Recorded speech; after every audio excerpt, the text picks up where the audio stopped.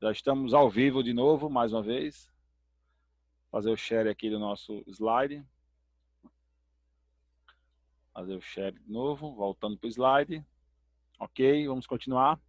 Então, como eu estava falando, complexidade logarítmica é aquela onde eu divido o meu problema em problemas menores, né? A cada passo que eu dou, meu problema reduz-se pela metade, né?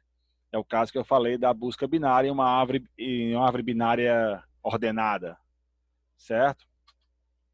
Aqui está o algoritmo de busca binária ordenada, certo? Depois eu vou explicar a vocês como calcular a complexidade logarítmica, as outras todas, com o código, certo? Direto com o código algoritmo. A polilogarítmica é quando eu divido meu problema em problemas menores e esses menores são subdivididos em problemas menores ainda, certo? Poucos algoritmos eu tenho problemas dessa natureza aqui, certo? Mas sempre quando eu divido em menores, em cada etapa, a minha divisão seria quadrática. Em vez de ser dividir pela metade, eu divido em uma situação quadrática os meus problemas. Mas é difícil eu ter problemas assim. Eu ter algoritmos desse tipo aqui. Um exemplo seria uma ordenação de cadeias de matrizes. Eu tenho várias matrizes diferentes, eu quero ordená-las em ordem crescente, certo? Então, um exemplo de um algoritmo que é polilogaritmo seria uma ordenação de várias matrizes, né, de cadeias de matrizes. Mas é difícil. Linear, certo? Linear é aquele onde o crescimento é sequencial de acordo com a quantidade de vértices. Então, quanto mais vértices o grafo tem, proporcionalmente, mais cresce o meu algoritmo, certo? Mais cresce o meu esforço, certo? Uma operação realizada que cresce junto com a entrada. Então, se eu gasto, sei lá, 1 segundo para um vértice, se eu tenho 10 vértices, 10 segundos. Ela é exatamente proporcional. Aqui tem um exemplo, né? Uma busca de um elemento de um vetor. Eu tenho um vetor de 100 elementos, eu quero encontrar um elemento e vou procurar o quê? De um por um, né? De um por um até encontrar. Se o vetor não estiver ordenado, né? Uma busca em um vetor que não esteja ordenado, eu tenho que procurar de um por um, certo? Então aí é um caso que quanto maior for o vetor, maior eu vou demorar para encontrar o meu elemento, né? Um vetor que não esteja ordenado, certo? Imagine uma complexidade linear como um for. Um for, eu boto lá, for i de 1 até n. Um for i de 1 até n. N é a quantidade de vértices, né? For i de 1 até n. Então, se o n aumenta, o for aumenta. Quanto mais eu aumento o n, quanto mais aumenta a quantidade de vértices, mais vai aumentar a execução do meu for. Certo, pessoal? Então, é uma complexidade linear. Ela é bem comum, inclusive. A linear logarítmica é quando eu tenho n log n, né? É quando eu tenho um algoritmo que divide o problema em problemas menores, né? Numa primeira execução, eu divido ele em menores, mas na execução seguinte ele segue linearmente, certo? Isso aí é uma complexidade composta, a complexidade composta de duas, né? Então eu tenho duas situações de repetição, onde uma é linear e a outra divide em problemas menores, certo? Um exemplo desse algoritmo aí seria o quicksort, né? O quicksort é o algoritmo de ordenação, onde eu quero ordenar um vetor de tamanho n, né? Então, quanto maior for o n, maior vai ser o meu vetor. Só que para resolver, eu escolho um pivô e separo ele em dois, né? Então, o meu quicksort tem essa complexidade, n log n. É um algoritmo bem conhecido, bem utilizado, né, para ordenação. E é um algoritmo que tem a complexidade mais rápida entre as ordenações, inclusive, certo? Que é a n log n. A quadrática, quando eu tenho a ordem ao quadrado, né? Quando eu tenho uma execução linear dentro de outra. Uma execução linear dentro de outra. Então, se eu falei lá do for, né? A questão do for. Se eu tiver um for dentro do outro, se o for é linear, um for dentro do outro, eu vou ter o linear ao quadrado. Então, esse for de dentro aqui, ó, esse for do J aí que vocês estão vendo na tela, eu vou rodar ele n vezes para cada n, para cada elemento i do for de fora. Então, é n vezes de n vezes. Então, n ao quadrado, complexidade quadrática. E assim vai ter a cúbica, Da mesma forma, né? Um for dentro do outro, dentro do outro, dentro do outro, 3 for. É claro que eu tenho ao quadrado, ao cubo, a quarta, a quinta, a sexta, a sétima. Para simplificar, ele chama de complexidade polinomial. Então, eu separo a quadrada, vou mostrar aqui a quadrada, que é n ao quadrado, certo? A cúbica, que é n ao cubo, esses dois são específicas. E a partir de 4 elementos, eu chamo de polinomial, n a c, onde c é uma constante maior que 3. Uma constante inteira maior que 3. Então, 4, 5, 6, 7 fós um dentro do outro, certo? Aqui um exemplo, ó, são 5 fós aqui. Então, O de n a c, polinomial. Geralmente, é claro que eu não boto C. Na hora de responder uma questão, eu boto O de n a quinta. Mas sabendo que esse O de n a quinta está dentro da complexidade polinomial, que a gente caracteriza ela por O de n a c, onde C é uma constante que eu vou ter que definir. Que constante é essa? Se é 4, se é 5, se é 6, um valor inteiro maior que 3. Ok, pessoal? Tá claro? Responda aí. Muito bem. Gosto do povo respondendo também, porque eu não estou vendo vocês, aí eu tenho que, de vez em quando eu tenho que saber se vocês estão aí mesmo. Muito bem. Então, até aqui, e aqui é um marco importante, até essa complexidade daqui, eu tenho os chamados de algoritmos viáveis. Aquele algoritmo que eu posso implementar ele para usá-lo no meu dia a dia. É um algoritmo viável, certo? Um algoritmo que eu posso utilizá-lo no meu dia a dia sem nenhum problema, certo? Que eu posso implementar ele e vender esse código. As próximas complexidades são complexidades de algoritmos inviáveis. Aqueles algoritmos que vai demorar séculos para rodar e eu não vou querer o meu usuário esperando séculos para rodar o meu código. Então, a partir daqui, a partir da próxima, na verdade, são algoritmos inviáveis. Algoritmos que eu não vou implementar no meu dia a dia porque são complexos demais. Obviamente que num experimento, numa quantidade pequena de vértices, dá para implementar. Mas para o dia a dia, que eu não sei a quantidade de vértices que eu vou usar, aí inviabiliza esses algoritmos. O primeiro deles é o exponencial, onde ele cresce O de 2 a n. Então, é uma complexidade bastante alta, bastante lento o meu algoritmo, certo? E um exemplo dele seria a força bruta. Imagina que eu quero quebrar uma senha, não sei qual é a senha, não sei nada, só sei quantos caracteres são, e eu vou ter que ir testando de sequência por sequência. Eu vou ter que testar todas as sequências possíveis. E lembre-se, como a gente está trabalhando no pior caso, o pior caso é o quê? Eu errar todos até achar na última situação que eu testar. Seria o meu pior caso. Certo? Então imagine eu testar uma senha, combinação por combinação, e só acertar na última possível. Na última tentativa que eu fizer. Seria o meu pior caso.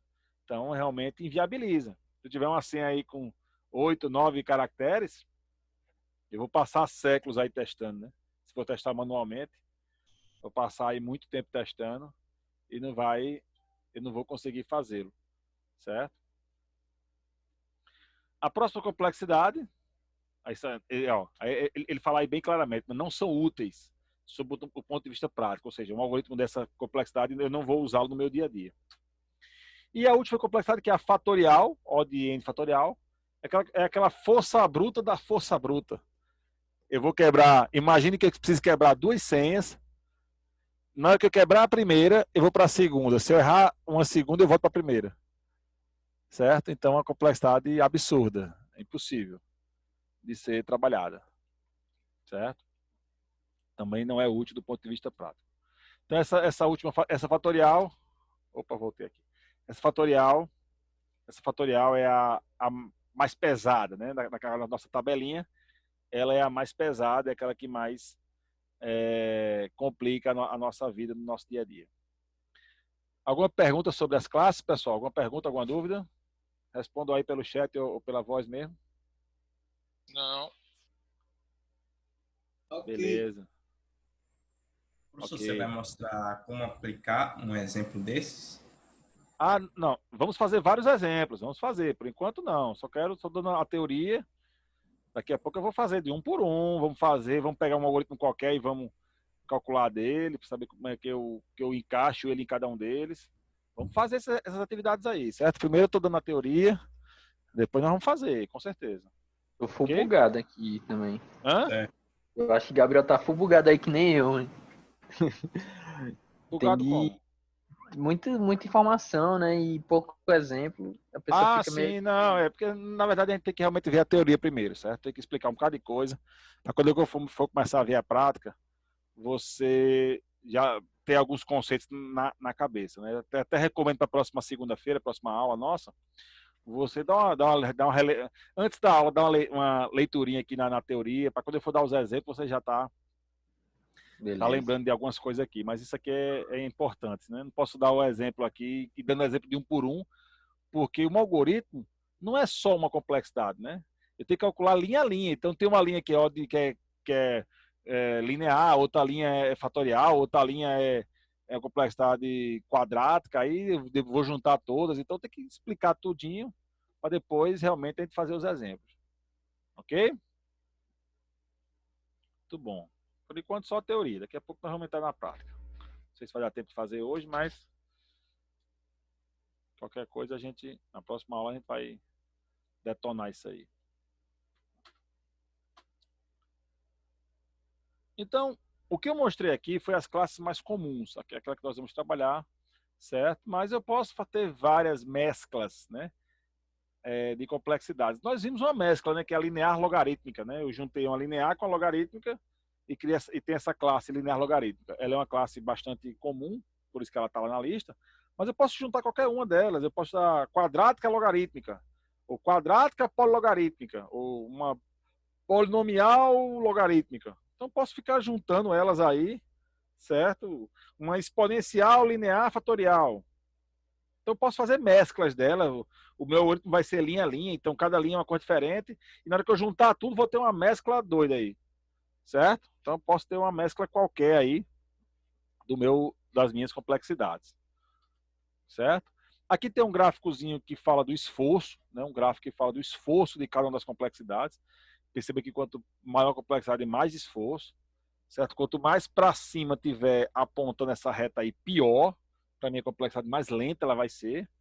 Então, perceba a exponencial praticamente chegando à verticalidade, né? Que seria a minha pior situação. Se eu tivesse o fatorial nesse gráfico aí, ele ia ser praticamente vertical também, mais vertical do que exponencial. Só para fazer uma comparação visual aí, uma comparação gráfica. Então, ó, como eu já falei, né, nós vamos trabalhar no pior caso, sempre trabalhando no pior caso. Ok? Nunca no caso, no médio ou no melhor caso, sempre no pior caso. Certo? Eu tenho que fazer uma análise todo o programa, linha por linha, certo? E aplicando os valores assintóticos a cada linha. E depois que eu tiver linha por linha, o assintótico de cada linha, aí vou aplicar as propriedades assintóticas para juntá-las no complexidade só, certo? Do meu código inteiro. Ok? Prosseguir aí. Aqui está uma figura que está na literatura sobre as funções, as propriedades assintóticas, mas eu gosto de explicar no que eu fiz aqui, que tá mais objetivo, certo? Eu tenho basicamente três propriedades assintóticas. A primeira é a de soma. Quando eu somo duas assintóticas, aliás, quando é que eu somo duas assintóticas? Peraí, tem mais alguém chegando na aula aqui. Eu somo duas assintóticas quando eu tenho uma linha de código embaixo da outra. Eu tenho uma linha de código embaixo da outra, eu faço a soma de assintóticas. E o resultado da soma é pegar o maior, certo? Eu falo soma, mas na verdade a literatura trata como soma, a palavra soma, mas ele não está somando nada efetivamente. O que ele faz é pegar o maior. Então, se eu tiver uma linha de código embaixo da outra, eu vou somar, certo? E somar significa pegar o maior. Então, quando eu falo em complexidade assintótica, o termo soma não se soma nada, é apenas pegar a maior das duas. Então, se eu tenho uma linha, sei lá, O de x, O de n, e eu tenho outra, O de n ao quadrado, uma embaixo da outra, O de n e outra O de n ao quadrado, eu vou juntar essas duas numa só. Vai ficar o quê? O de n ao quadrado. A menor desaparece. Eu pego só a maior. Tá claro isso? Sim? Muito bem. A segunda Ó, tem alguém levantando a mãozinha ali. O que foi, Dante? Não, eu fui botar legal, só foi sem moto. Tá Ah, errado. ok. Então, quando eu tiver uma embaixo da outra, eu somo, e somar significa pegar o maior. Quando uma tiver dentro da outra, como aquele caso do for, eu tenho um for, dentro dele outro for. Dentro do for tem outro for. Então, eu multiplico. Uma embaixo da outra, eu somo. Uma dentro da outra, quando eu tenho um comando dentro de um bloco de outro comando, eu vou multiplicar. E aí, nesse caso, eu multiplico mesmo. É uma operação de multiplicação. Então, por exemplo, eu tenho aí um for dentro do outro. O for é O de N. O outro é O de N também. Então, tá um dentro do outro, eu vou multiplicar. Então, vai dar um O de N ao quadrado. N vezes N, N ao quadrado. Então, vai dar O de N vezes O de N ao quadrado. Então, a multiplicação é uma operação normal de multiplicação mesmo. Certo? Tá aí o exemplo aí, O de X, O de Y, O de X vezes Y. Quando a gente estiver vendo os algoritmos, nós vamos ver bem essa multiplicação aí. A terceira propriedade é, uma constante não altera a minha complexidade assintótica. Então, eu tenho assim, 1000 vezes O de N. 1000 vezes O de N é o quê? O de N. Uma constante não altera, nem somada, nem multiplicada. Não altera a minha complexidade. Certo? Não tem nenhuma alteração da minha complexidade. Tá claro? Sim? Sim. Ah, agora sim, legal ali. Valeu, valeu. Gosto do feedback, gosto de vocês me falando alguma coisa.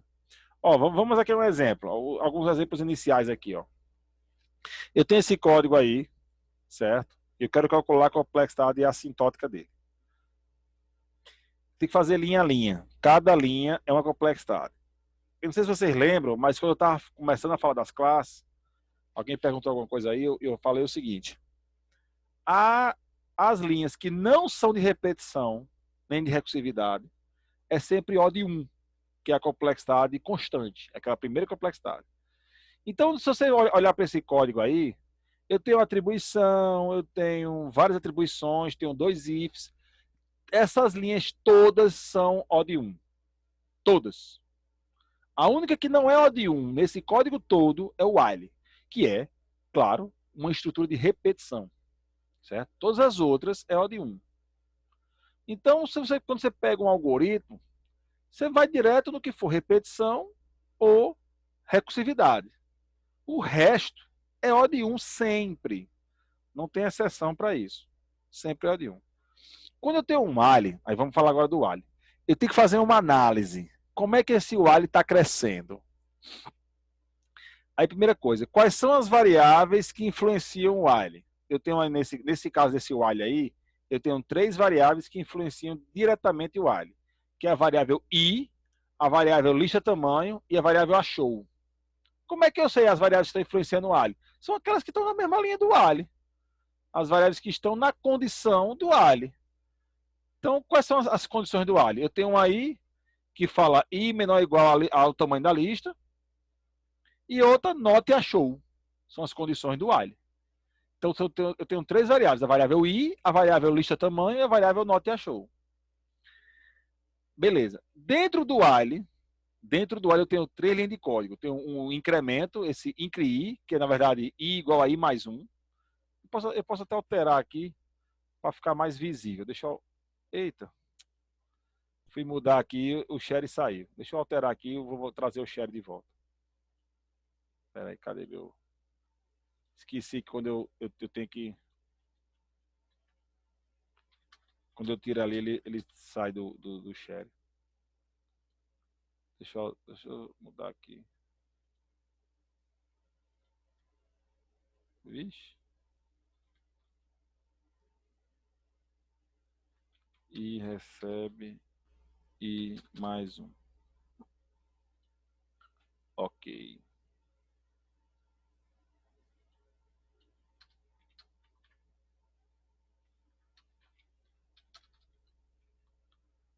Deixa eu fazer isso aqui.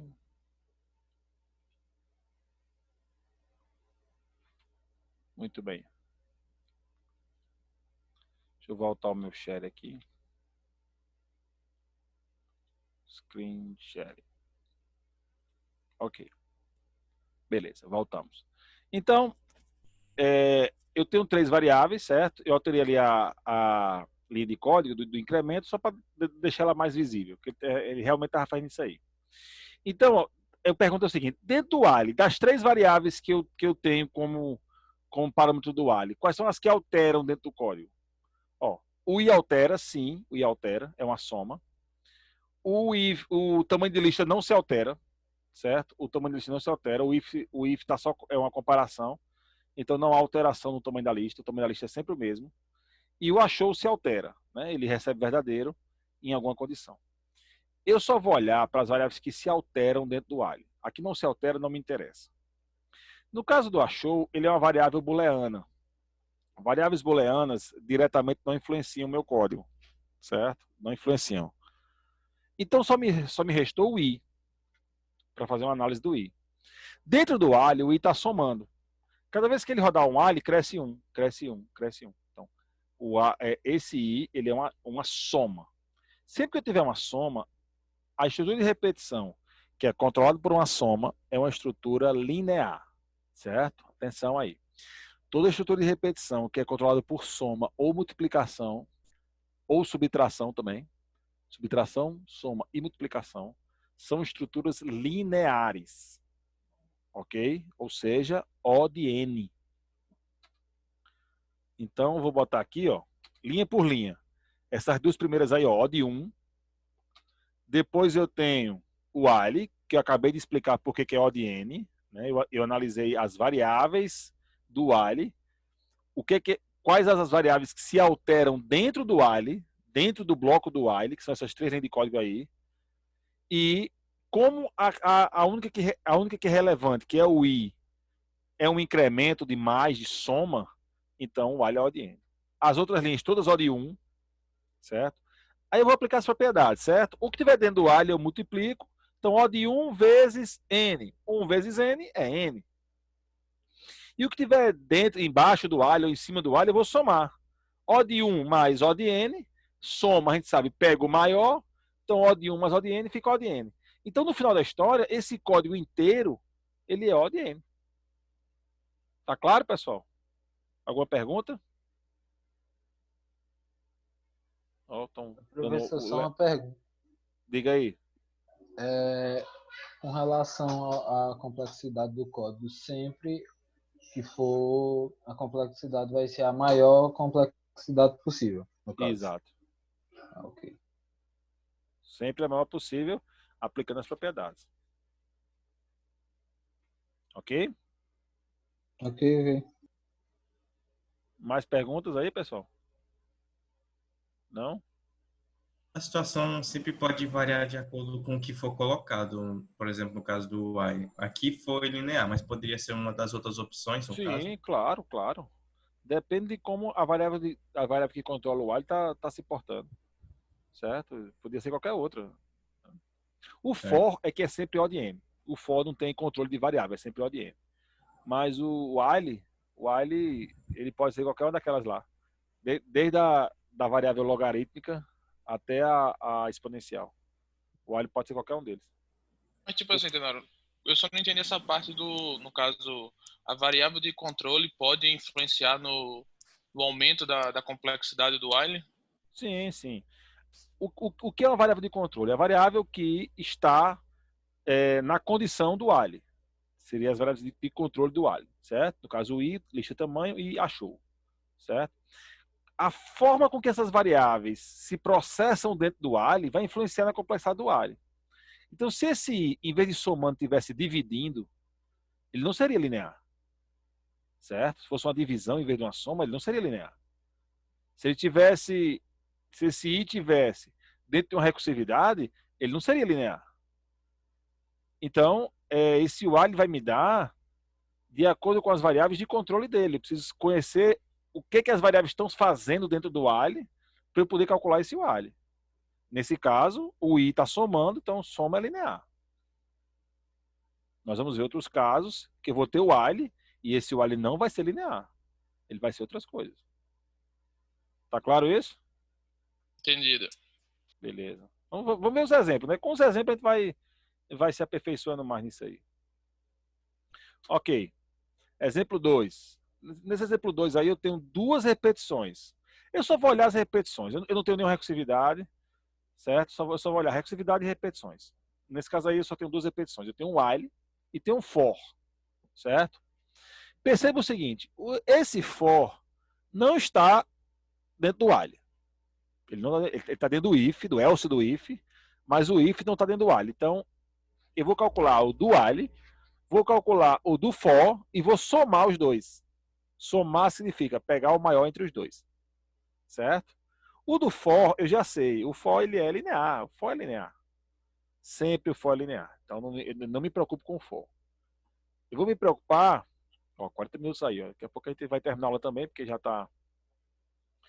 são 8h13, né? 8h15. Quando terminar esses 10 minutos aí, acaba a aula também. Eu continuo na próxima segunda-feira. Muito bem. Então... Próxima terça. Perdão, terça-feira. Terça-feira. Muito bem. Então, aí, o for é O de N. Se o while for maior do que O de N, então a complexidade desse algoritmo aí vai valer o do while. Se ele for menor do que o O de N, vale o O de N do for. Se eles forem iguais, qualquer um dos dois. Certo? Vamos fazer uma análise do while. O while é igualzinho àquele outro, né? O i, o lista tamanho e o achou. E mais uma vez, dentro do while, só quem altera é o i. E o i está somando. Mais uma vez, o i está somando. Então, esse while é o quê? O de N. O de N. Certo? O lista tamanho não se altera. Achou é um booleano, não influencia muito. Certo? O que influencia mais vai ser o quê? A soma e recebe i mais 1. Nesse caso aí, a complexidade do while é O de N, que é igual a do for. Quando eu vou somar O de N mais O de N, eu pego o maior. Obviamente vai ficar a complexidade geral O de N. Certo? Então, aí mostrando aí linha a linha as complexidades. Certo? Eu vou somar do while e do for, porque o for não está dentro do while. Nem o while dentro do for, eles não estão dentro do outro, estão um embaixo do outro.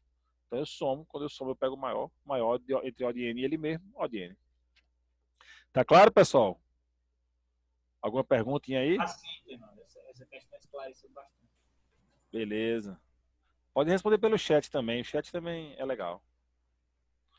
Aqui embaixo ele faz aqui o cálculozinho, certo? Mas basta para a gente ignorar os O de 1 e se preocupar só com as repetições ou recursividade. Aqui um exemplo de recursividade, certo? Vou fazer algum exemplo de recursividade. Está aqui uma função recursiva de cálculo fatorial. Essa função aqui é aquela padrão, né? Todo mundo que está estudando recursividade, a primeira coisa que vê é essa de fatorial. Vamos calcular a complexidade dela, certo? Eu vou me preocupar aqui. Aqui eu não tenho nenhum while, nem for, nem repeat, né? Nem do while, aquelas repetições. Eu só tenho uma recursão. Então só vou me preocupar com a recursão. As outras linhas, tem um if aí, atribuição e tal, é tudo O de 1. Vamos me preocupar só com a recursão mesmo. Eu vou verificar o seguinte. A recursão, ela sai em que momento? Então, ela termina quando o n for igual a 0. Certo? Então, a variável de controle da recursão é o n. Porque eu paro a recursão quando o n for igual a 0. Ok? Aí eu pergunto o seguinte, na recursão, o n está fazendo o quê? Está somando, está multiplicando, está dividindo, está fazendo o quê? Olha aí. Respondam aí. O que é que o n está fazendo aí? O N está multiplicando. Não. Ele está subtraindo. O n está subtraindo, ele está diminuindo. A cada vez que eu chamo a recursividade, eu subtraio 1 de n. É correto? A recursividade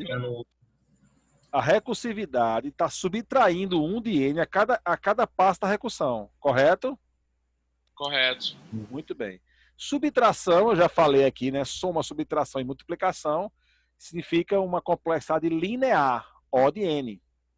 Correto?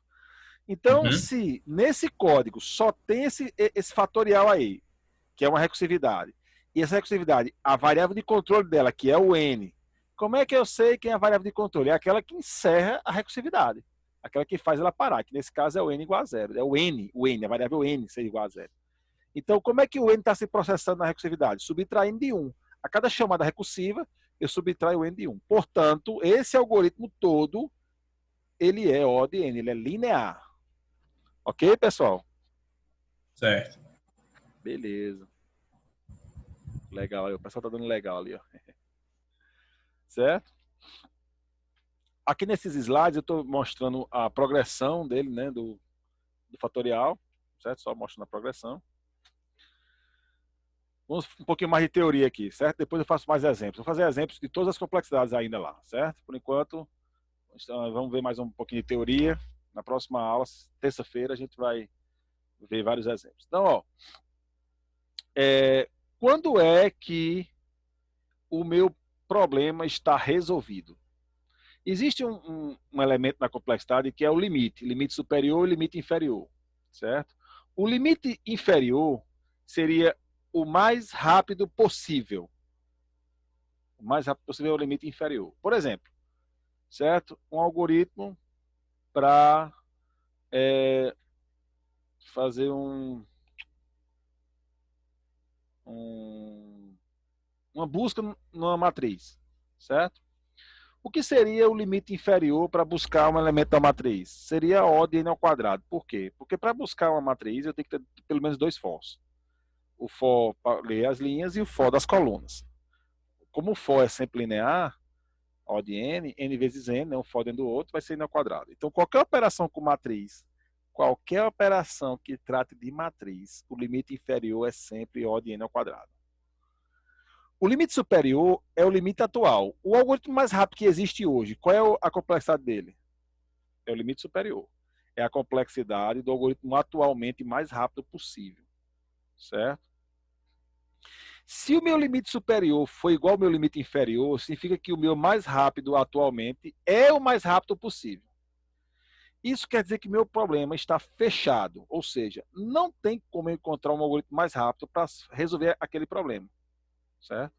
Quando o meu algoritmo, o mais rápido atualmente existente, ele é o mais rápido possível, então não tem como achar um mais rápido que ele, né? Se ele é o mais rápido possível, obviamente, não tem como encontrar mais rápido que ele. O problema está resolvido. Agora, se eu tenho uma operação com matrizes e essa operação tem uma complexidade maior do que O de n ao quadrado, ou seja, ela gasta mais tempo do que O de n ao quadrado, então o problema está em aberto. Pode ser que no futuro alguém encontre uma solução mais rápida. Uma solução que seja O de n ao quadrado. Certo? Um exemplo claro disso aí é a multiplicação de matrizes. O algoritmo mais comum de multiplicação de matrizes é o de O de n ao cubo. O de n ao cubo. Certo? Como eu já falei, matriz, trabalhar com matriz, o limite mínimo é O de n ao quadrado. Certo? O de n ao quadrado. Mas o algoritmo mais comum que a gente usa, ele tem complexidade de O de n ao cubo. Perfeito. Então, alguns cientistas vão tentar encontrar um algoritmo mais rápido do que esse trivial O de n ao cubo. Aí, uma certa época aí, Streisand conseguiu um algoritmo, tá aqui, ó, O de n elevado a 2,807. Certo? O de n a 2,807. Mais rápido do que o nosso atual, mas ainda não é o limite inferior. Então, é possível que alguém encontre mais rápido ainda. Aí depois, ó, Copsmith e o Winograd encontraram mais rápido ainda. O de n elevado a 2,376. 2,376. Então, pessoal, pode ser que no futuro alguém encontre um algoritmo ainda mais rápido que dê O de n ao quadrado, que é o mínimo possível. Só que menos que isso ninguém vai encontrar, porque é o mínimo para trabalhar com matrizes. Tá claro, pessoal, sobre o limite inferior e superior? Tá claro? Ok? O limite superior é o mais rápido atual e o inferior é o mais rápido possível. Se o possível for igual ao atual, o algoritmo está fechado. Se não, o algoritmo está em aberto. Aí os próximos slides ele dá alguns exemplos, algumas figuras de linguagem, só para explicar isso aí, certo? Mas o importante é eu saber o seguinte: o problema é fechado se o limite superior, o algoritmo mais rápido que existe, é o mais rápido possível. Ele está em aberto. se não for assim, né? Se o mais rápido existente não é o mais rápido possível. Se existe alguma técnica ainda mais rápida, então o algoritmo ainda está em aberto. Ok? Muito bem. A nossa aula aqui já está com menos de 1 minuto, certo? Ele vai se encerrar daqui a pouco. Eu gostaria de agradecer a presença de vocês. Na próxima aula eu vou falar um pouquinho de novo sobre aberto e fechado, começar a aula com isso aí, e vamos continuar, e nós vamos ver vários exemplos de complexidades lá daquelas classes lá, ok, pessoal? Obrigado pela presença de todos. Isso. Até Valeu, a próxima Daniel. terça-feira. Valeu. Valeu, pessoal. Valeu. Valeu. Até mais. Vai.